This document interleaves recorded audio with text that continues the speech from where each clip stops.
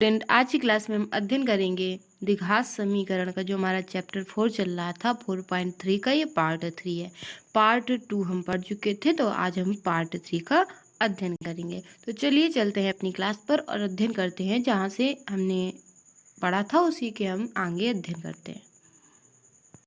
चलते हैं अपनी क्लास पर और अध्ययन करते हैं जो हमारे न्यूमेरिकल हैं उनके।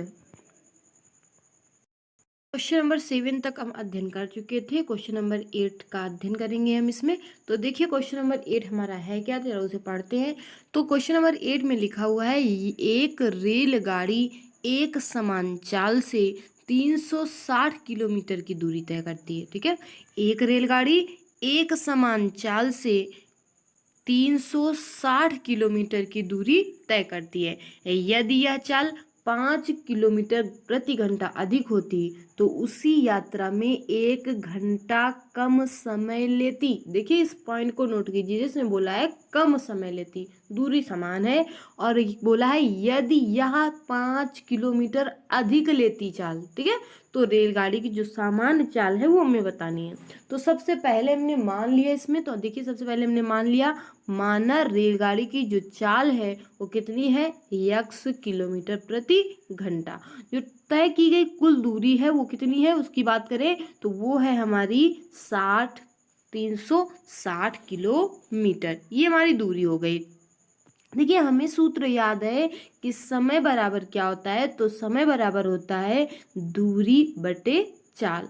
दूरी हमारी 360 किलोमीटर है और चाल हमारी जो है वो यक्स है, सामान्य चाल। ठीक है, तो हम लिख सकते हैं, तो लिख देंगे सामान्य चाल से जाने में लगा समय बराबर। तो सामान्य चाल से जाने में लगा समय बराबर, तो दूरी बटे चाल सूत्र होता ही है। हमने दूरी रख दिया, चाल रख दिया, कितना आ गया 360 बटे यक्स। अब आगे हमसे बोला गया है क्वेश्चन में कि 5 किलोमीटर प्रति घंटा चाल बढ़ाने पर नई चाल। तो देखिए 5 किलोमीटर प्रति घंटा हम चाल बढ़ा देंगे, तो जो हमारी नई चाल आ जाएगी उसमें हम 5 हमने जोड़ दिए, तो आ गया यक्स प्लस 4। बढ़ाने का मीन्स ही होता है कि हमें जोड़ना है। ठीक है, तो यक्स प्लस 5 किलोमीटर प्रति घंटा। अब देखिए सामान्य चाल तो हमारी निकल आई। ठीक है, अब हम क्या करेंगे, बढ़ी हुई चाल, मतलब सामान्य चाल में जो हम करेंगे, सामान्य चाल निकली, अब हमारी बढ़ी हुई ये चाल है, तो हम बढ़ी हुई जो चाल है उससे जाने में लगा समय निकालेंगे, तो कितना आ जाएगा, तो आ जाएगा 360। सूत्र यही लगेगा, दूरी बटे चाल वाला, 360 बटे यक्स प्लस 5। ये कर देंगे। तो चलिए देख लेते हैं आगे। तो देखिए आगे लिखा है कि नया लिया गया समय, जो हमने नया समय लिया है, जब इसको बढ़ा कर लिया है तो वो आ गया है 360 बटे यक्स प्लस 5। अब क्वेश्चन में बोला है कि जो चाल थी वो क्या करती, उसी यात्रा में 1 घंटा कम समय लगती है। देखिए जब भी कम की बात की जाए तो दोनों में जो समय लगा हुआ है वो टोटल समय हमें 1 घंटा कम बोल रहा है। ठीक है, तो पहले से दूसरे को 1 घंटा कम लगा है, तो हम लिख सकते हैं यहाँ पे 360 बटे एक्स माइनस 360 एक्स प्लस 5 बराबर कितने के, 1 के। ये हमारी बन जाएगी कंडीशन। तो चलिए लिखते हैं प्रश्नानुसार। तो देखिए यहाँ पे हमने लिख दिया प्रश्नानुसार। प्रश्न या अगर इंग्लिश में आप लिखना चाहें तो इंग्लिश में लिख देंगे अकॉर्डिंग टू क्वेश्चन, मतलब प्रश्न के अनुसार। ठीक है, तो अकॉर्डिंग टू क्या लिख देंगे हम, क्वेश्चन, या लिख देंगे प्रश्न के अनुसार। तो देखिए हमने लिख दिया पहली चाल में दूसरी चाल को घटा दिया, बराबर कितने कर दिया, 1 के। अब देखिए दोनों में कुछ कॉमन दिखाई पड़ रहा, तो दोनों में कॉमन दिखाई पड़ रहा 360, तो 360 कॉमन मिल रहा है, तो हमने कॉमन ले लिया 360 ले लिया। बचा कितना अंदर, तो बचा 1 बटे यक्स माइनस 1 बटे यक्स प्लस 5। ठीक है, बराबर कितने के, 1 के। अब हम 360 को उधर भेज सकते हैं, लेकिन हम अभी इधर ही रखेंगे। सबसे पहले हम इन दोनों में लासा ले लेंगे। लासा आपको दिखाई पड़ रहा होगा, दोनों में लासा क्या मिलेगा, लासा मिल जाएगा, एक कोष्टक में यक्स, दूसरे कोष्टक में यक्स प्लस 5। तो यक्स प्लस 5 इधर चला जाएगा और जो यक्स है हमारा इधर चला जाएगा। देखिए यहाँ पे चला गया है। अब देखिए एक यक्स प्लस का एक माइनस का क्या हो जाएगा, कैंसिल, तो बचेगा कितना, केवल वहां बचेगा 5 बटे यक्स प्लस 5 बराबर कितने के, 1 के। तो देखिए अब यहाँ पे 360 बाहर है, जब अंदर लाएंगे 360 गुणते 5 कर देंगे, तो 360 का गुणा जब हम 5 में करवाएंगे तो आ जाएगा 1800, 36 पंचे 180। तो लिख गया ये देख लीजिए हमारा आ गया 1800 बटे एक्स स्क्वायर प्लस 5x 1। अब एक नीचे हम 1 मान लेते हैं। इस तरह से तिर्यक गुणा कर देंगे। जब तिर्यक गुणा कर देंगे तो आ जाएगा एक्स स्क्वायर प्लस 5x बराबर कितने के 1800 के। अब यहाँ पे हम लिख सकते हैं, क्या लिख देंगे, पक्षांतर करने पर। ठीक है, यहाँ से हम पक्षांतर कर देते हैं। जब हम पक्षांतर कर देंगे तो हमारा जो 1800 प्लस में है इधर साइड में आएगा, किस में आ जाएगा, तो देखिए जब माइनस में आ गया हमारा, इस तरह से बन गया, तो हम 1800 के गुणनखंड कर दे। गुणनखंड बताया ही है सबको कि इस तरह से किया जाता है। 2 से इस तरह से 900, फिर ये 200, 450।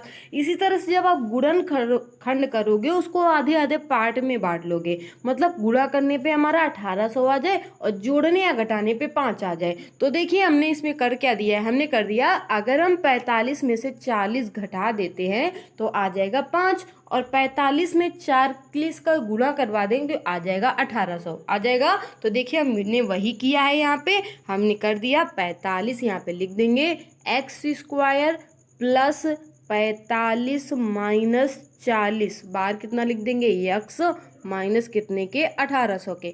जब ये एक्स अंदर आता है तो इस तरह से बन जाएगा x square plus 45x minus 40x minus 1800 बराबर कितने के, 0 के। ये आ गया। अब देख लीजिए जब इतना आ जाता है तो हम 2 का कॉमन बना लेंगे। इनमें 2 का कॉमन बना लेंगे। देख लीजिए इसमें 2 का कॉमन तो x मिल रहा है, बचेगा क्या, x प्लस 45। इसमें कॉमन बनाएंगे तो इसमें 40 हमें कॉमन मिल रहा, बच जाएगा कितना आ जाएगा, x प्लस 45।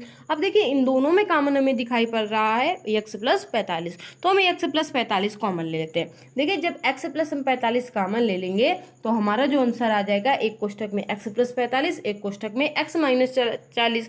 अब देखिए जब ये आ जाएगा तो हम इनको 0 के बराबर कर देंगे। यहाँ पे लिख देंगे वेन जब x प्लस 45 बराबर 0 के तो x बराबर कितना आ जाएगा, तो x बराबर आ जाएगा माइनस 45 के आ जाएगा।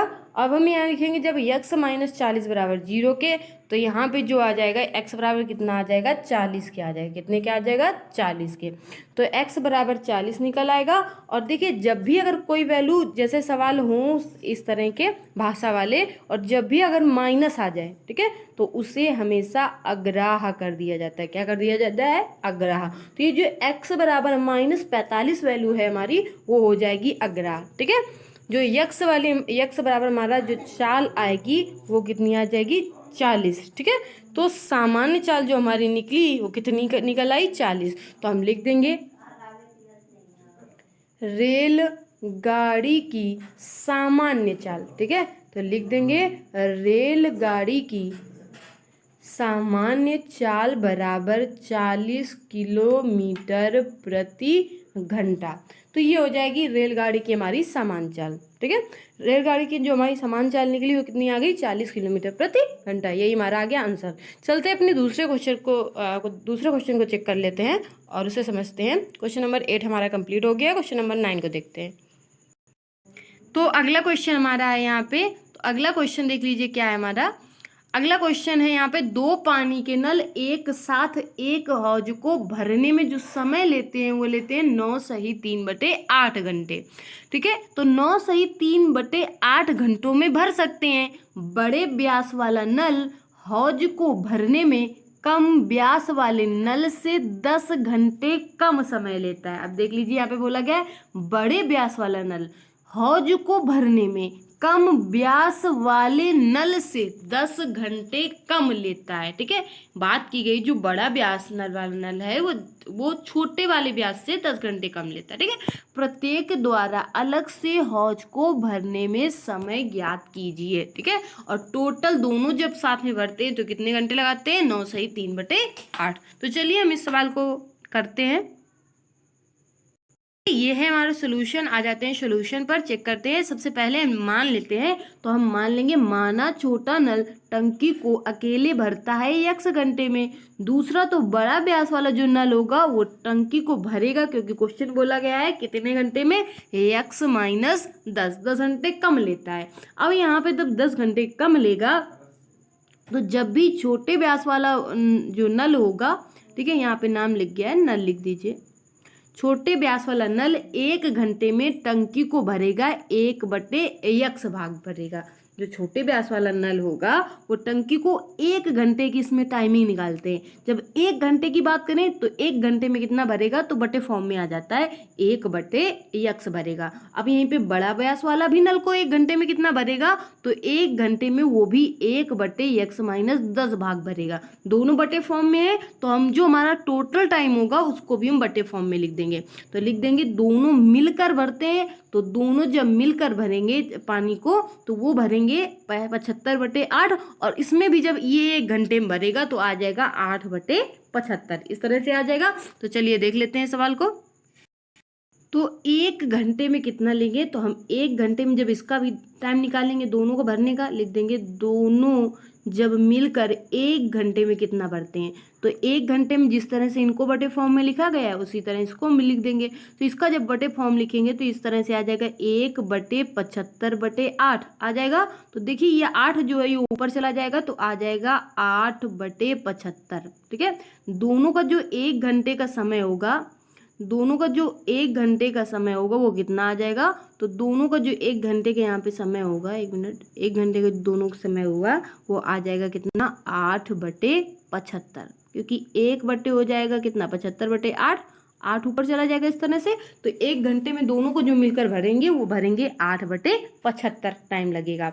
अब हम बस सवाल को हल लिख लेते हैं जाके प्रश्नानुसार करके। तो चलिए तो देखिए हम लिख देंगे यहाँ पे, क्या लिख देंगे, अकॉर्डिंग टू क्वेश्चन। ठीक है, यहाँ से हम लिख देंगे अकॉर्डिंग टू क्वेश्चन, मतलब प्रश्न के अनुसार, जैसे कि प्रश्न में बोला गया है। ठीक है, अकॉर्डिंग टू क्वेश्चन। तो देखिए हम दोनों को ऐड करके जो टोटल घंटे लगाएगा, दोनों मिलकर जितना टोटल टाइम लगाएंगे उसके बराबर कर देंगे। जब इन दोनों को बराबर कर देंगे तो हम हल कर लेंगे। नीचे हमें दिखाई पड़ रहा है ये भिन्न बन रही है, और जब भी भिन्न बनती है सबसे पहले हम एलसीएम लेते हैं। जब एलसीएम लेंगे तो आ जाएगा एक में यक्स, इधर आ जाएगा x-10। तो देखिए x-10 को इधर भेज दीजिए और x को इधर भेज दीजिए। जब आप इस तरह से करोगे तो आ जाएगा x-10 प्लस का 10 आ जाएगा। देखिए x जुड़ जाएगा तो आ जाएगा 2x, और ये हो जाएगा माइनस का 10 बराबर कितने के, 8/75 के। ठीक है, जब ये 8/75 के आ जाएगा तो ये 2x-10 बटे x² - 10x बराबर 8/75 के आ जाएगा। अब देखिए हमें इसे हल करना है तो हम इस तरह से मल्टीप्लिकेशन करवा सकते हैं, या 2 कॉमन लेंगे, काट दें सीधे तो 4/75 आ जाएगा। तो देखिए हम मल्टीप्लिकेशन करवा लेते हैं। देखिए जब हम इधर इसको भेज देंगे, इधर इसको भेज देंगे, तो इस तरह से बन जाएगी इक्वेशन 8x² - 10x बराबर आ जाएगा कितना, 75, कोष्ठ के बाहर 2x - 10। इस तरह से इक्वेशन जो होगी वो हमारी बन जाएगी। तो हम इसे हल कर लेते हैं। अब अंदर गुणा करवाते हैं इनका। तो देखिए क्वेश्चन में देख लेते हैं, यहाँ पे देखिए हम 8 का अंदर गुणा करवाएंगे तो आ जाएगा 8x² - x, यहाँ पे गुणा करवाएंगे 150x माइनस कितना है 75, तो 750 आ जाएगा। अब हम इसे यहाँ पे कर लेंगे पक्षांतर करने पर। जब हम पक्षांतर करेंगे 150 जो प्लस में इधर आएगा माइनस में आ जाएगा, ये माइनस में किस में आ जाएगा, प्लस में आ जाएगा। अब देखिए 80 और 150 हम ऐड कर देंगे तो आ जाएगा 230 आ जाएगा। तो इस तरह से क्वेश्चन आ जाएगा हमारा 8x² - 230x प्लस 750 बराबर 0 के। ठीक है,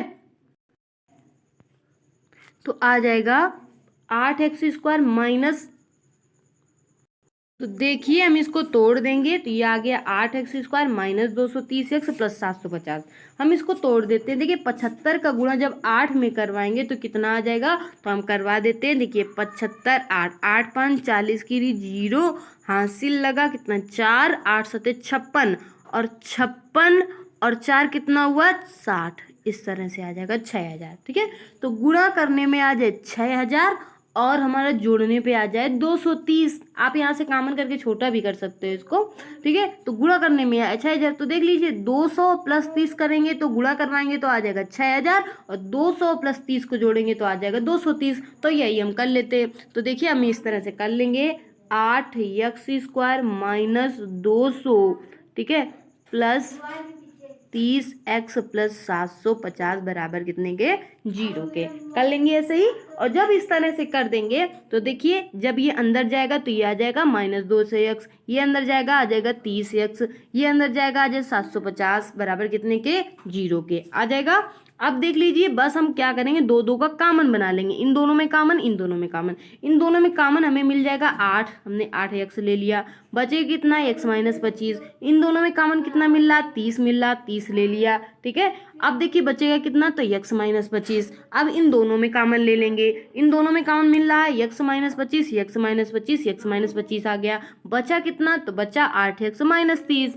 अब देख लीजिए हम यहाँ पे वेन कर देंगे, लिख देंगे वेन करके कि x माइनस 25 बराबर 0 के, तो x बराबर कितने के, 25 के। अब यहाँ लिख देंगे 8x माइनस 30 बराबर 0 के, तो 8x बराबर कितने के आ जाएगा, 30 के। तो देखिए हमने लिख दिया x बराबर x माइनस 25 बराबर 0 के, तो x बराबर 25 के, 8x माइनस 30 के, तो बराबर में 8x बराबर 30 के, तो x बराबर यहाँ पे कितना आ जाएगा, 25 के आ जाएगा, यहाँ पे 8 इसके नीचे आ जाएगा, तो x बराबर कितना आ जाएगा, 30/8।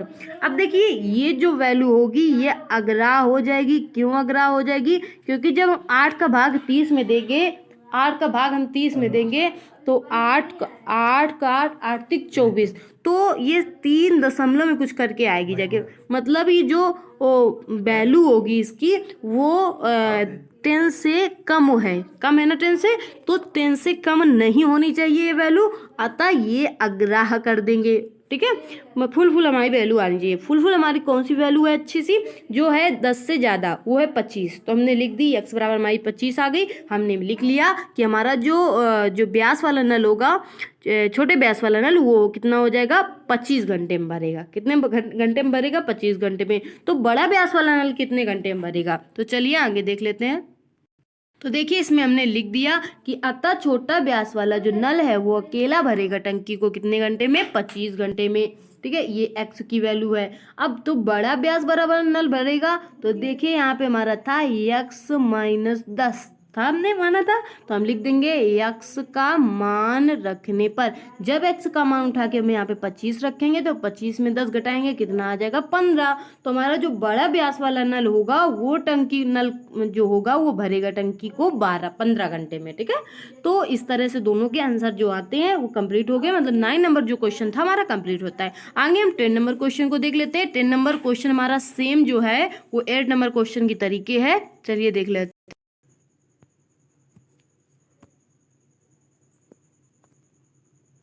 देखिए यहाँ पे 10 नंबर क्वेश्चन है, मैसूर और बेंगलोर के बीच के 132 किलोमीटर यात्रा करने में एक एक्सप्रेस रेलगाड़ी सवारी गाड़ी से 1 घंटा कम समय लेती है।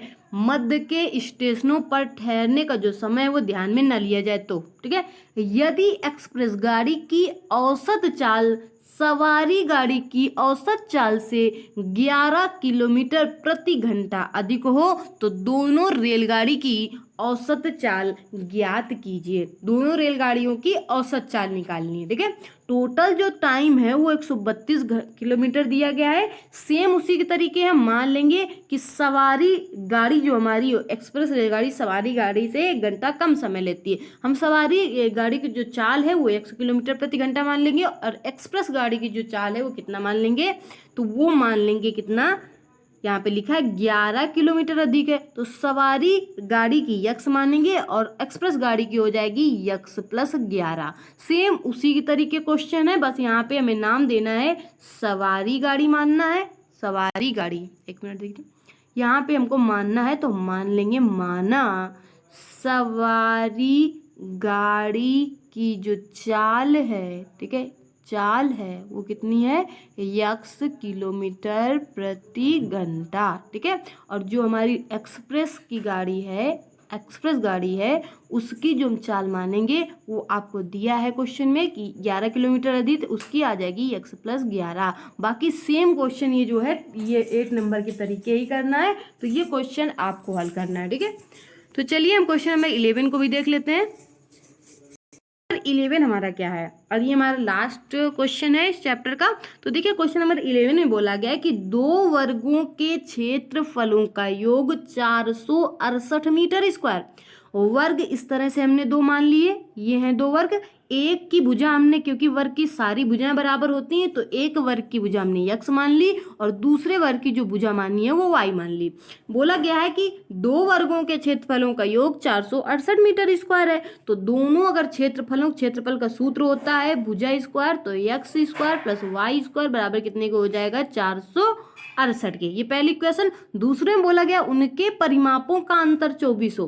ठीक है, तो परिमाप होता है 4 गुणित भुजा, ये सूत्र होता है। तो यहाँ लिख देंगे हम 4x, दूसरी इक्वेशन बन जाएगी 4x माइनस 4y बराबर कितने के 24 के। चलिए इस क्वेश्चन को हम हल करके देख लेते हैं। तो सबसे पहले देख लीजिए, यहाँ पे सबसे पहले मान लेंगे, यहाँ पे क्या कर लेंगे, मान लेंगे। माना, एक मिनट, माना पहले वर्ग की भुजा, ठीक है, पहले वर्ग की भुजा बराबर कितनी हो जाएगी x मीटर। ठीक है, दूसरे वर्ग की यहीं पे भुजा मानेंगे तो लिख देंगे दूसरे वर्ग की भुजा कितनी मान लेंगे, तो दूसरे वर्ग की जो भुजा हो जाएगी वो मान लेंगे y मीटर। ठीक है, मीटर में ही होगा क्वेश्चन। तो देखिए मान लिया हमने, अब हम लिख लेंगे यहाँ पे according to first condition, according to first condition. देखिए वर्ग का क्षेत्रफल सभी को याद है, सूत्र होता है भुजा स्क्वायर। कहा गया दोनों क्षेत्रफलों का योग जो है वो किसके बराबर है 468 के। तो इसे हम समीकरण नंबर 1 बना लेंगे। ये समीकरण नंबर हमारा फर्स्ट कहा गया। दूसरी कंडीशन में बोला गया था कि दोनों वर्गों के परिमाप का जो अंतर है वो 24 मीटर है। ठीक है, तो चलिए देख लेते हैं दूसरी क्वेश्चन को। तो यहाँ पे हम लिख सकते हैं अकॉर्डिंग, एक मिनट रुक जाइए, यहाँ पे हम लिख देंगे अकॉर्डिंग टू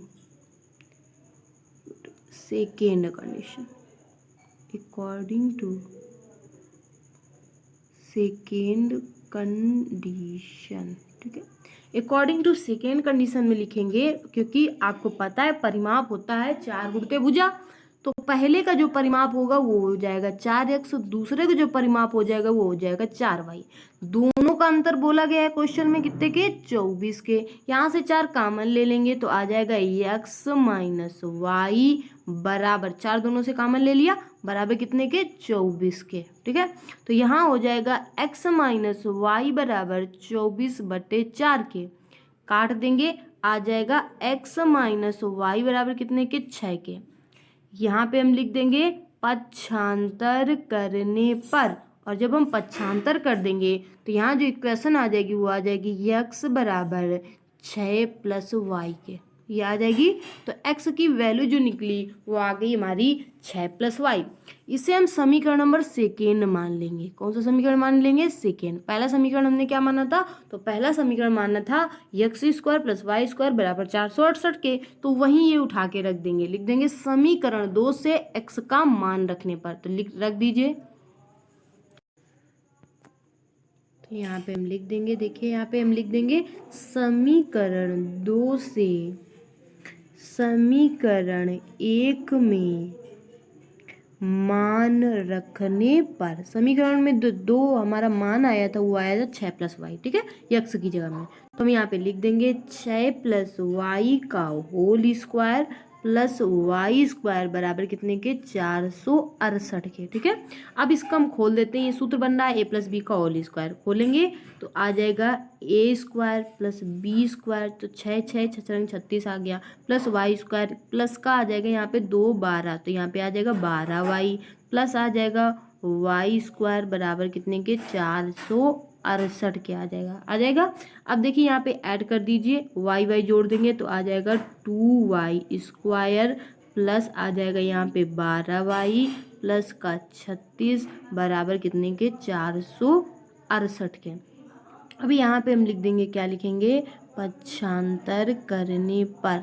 जब हम पक्षांतर कर लेंगे तो आ जाएगा 2y स्क्वायर प्लस 12y, यहाँ पे आ जाएगा प्लस का 36, यहाँ आ जाएगा माइनस 468 बराबर कितने के 0 के। ठीक है, इतना कर दिया जाएगा। तो हम यहाँ पे बराबर 0 रख देंगे। ठीक है, अब देखिए यहाँ पर यहाँ पर 468 माइनस 36 करेंगे, जब घटाएंगे तो 468 में जब 36 घटाएंगे तो आ जाएगा 432। कितना आ जाएगा? 432। तो चलिए हम इस क्वेश्चन को लिख लेते हैं। क्या आ जाएगी इक्वेशन हमारी? तो देखिए जो इक्वेशन आ जाएगी हमारी वो बच जाएगी 2y², ठीक है, प्लस का 12y माइनस 432 के। अब देखिए यहाँ से 2 कॉमन ले लेंगे, जब 2 कॉमन ले लेंगे तो आ जाएगा y² प्लस 6y, यहाँ पे 2 से करेंगे तो 2 और 2 2 छक्का 12, 2 1 के 2, ठीक है, 16 2 छक्का 12, 16 आ जाएगा बराबर कितने? 0 के। तो देखिए 2 हमारा पूरा 0 में चला गया तो आ जाएगा y² प्लस 6y माइनस 216 के। अब देखिए 216 आ जाए गुणा करने पर और जोड़ने घटाने में 6 आ जाए, तो इस तरह की जो संख्या होती है वो होती है 18 माइनस 12। 18 माइनस 12 करेंगे 6 आ जाएगा, 18 गुणे 12 करेंगे तो आ जाएगा 216। तो हम यहाँ पे कर लेते हैं y² प्लस 18 माइनस 12, ठीक है, बाहर कोष्टक माइनस 216, यहाँ पे y लगाए बराबर कितने के? 0 के। अब देखिए y अंदर जाएगा तो अंदर जाएगा, अंदर कर लेते हैं इसको, तो देखिए क्या बन जाएगी इक्वेशन बन जाएगी y² प्लस अंदर y करेंगे तो 18y माइनस 12y, ठीक है, माइनस कितने के बन जाएगा? तो माइनस बन जाएगा 216 के बराबर कितने के? 0 के। यहाँ पे आ जाएगा तो y² प्लस, जब कॉमन लेंगे तो y हम कॉमन ले लेंगे, यहाँ पे y कॉमन लेते हैं, अंदर बचेगा y प्लस 18, ठीक है। यहाँ पे हम कॉमन लेते हैं 12 कॉमन लेते हैं, किसका? 12 माइनस का है, ठीक है, 12 किसका है? माइनस का। तो माइनस का जब हम 12 कॉमन ले लेंगे यहाँ पे तो ये अंदर जो हमारा बचेगा, ये माइनस इसमें भी है, माइनस जब माइनस माइनस कॉमन लिया जाता है तो अंदर बचेगा प्लस का, तो यहाँ बचेगा y प्लस 18। अब हमारे पास आ जाएगा बराबर 0 के, तो आ जाएगा एक कोष्टक में आ जाएगा y प्लस 18 और एक कोष्टक में आ जाएगा y माइनस 12 बराबर 0 के। अब हम वेन कर देंगे, वेन करेंगे तो y प्लस 18 बराबर 0 के, तो y बराबर जिसके आ जाएगा माइनस 18 के, ठीक है, ये किसके आएगा? माइनस। इसे हम क्या कर देंगे? अग्राह्य कर देंगे, ठीक है। तो देखिए जब हम अग्राह्य कर देंगे तो देखिए हमारा जो बचा y माइनस 12, हम इसको भी लिख लेते हैं, तो लिख देंगे वेन y माइनस 12 बराबर 0 के, तो y बराबर कितने के? 12 के। हमारा y जो मान निकला वो 12 निकला। तो देखिए इसे हम, ये हमारा है मान, ऐसे माइनस में नहीं है इसलिए इसको हम ले लेंगे, लिख देंगे समीकरण 2 में y का मान रखने पर, ठीक है, मान रखने पर जब मान हम रख देंगे तो यहाँ पे आ जाएगा x बराबर 6 प्लस वाई के, तो x बराबर 6 प्लस 12 के, तो यहाँ पे 12 6 कितना होता है? 18, तो यहाँ पे x की जो वैल्यू आ जाएगी वो आ जाएगी 18, ठीक है। y बराबर हमारा 12 आ गया और x बराबर जो हमारा निकला वो 18 आ गया।